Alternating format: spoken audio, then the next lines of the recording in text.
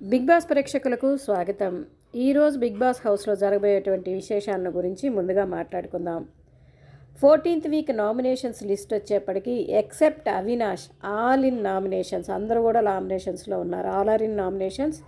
అదే రోహిణి, గౌతమ్, నిఖిల్, విష్ణు, ప్రేరణ, నబీల్ అందరూ కూడా నామినేషన్స్లో ఉన్నారు.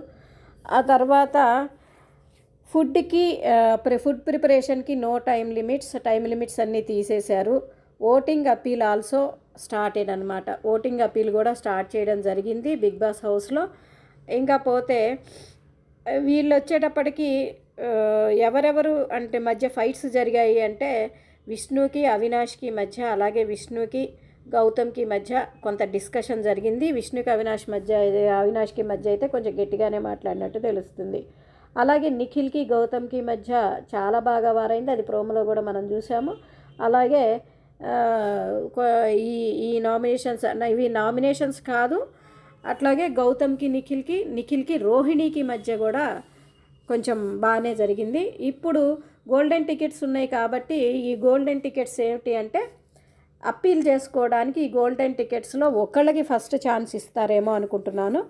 ఆ ఒక్కళ్ళు అనేది ఆ ముగ్గురు కలిసి డిసైడ్ చేయడమా, లేదా టాస్క్లో విన్ అయిన వాళ్ళు ఆర్గ్యూ చేయడమా, ఏదో ఒకటి పెట్టడం అనేది జరుగుతుంది బిగ్ బాస్.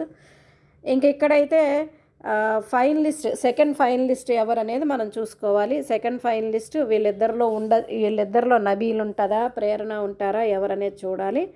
నబీల్ అంటే బ్లాంక్ చెక్స్ ఇచ్చారు.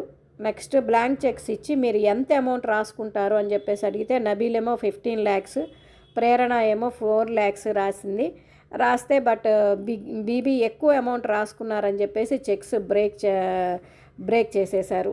ఇది ఈరోజు మనకి జరిగేటువంటి బిగ్ బాస్లో జరిగేటువంటి విశేషాలు. మరిన్ని విషయాలు ముందుగానే తెలుసుకోవడానికి 4tel మీడియాని దయచేసి సబ్స్క్రైబ్ చేసుకోండి. Please like and share.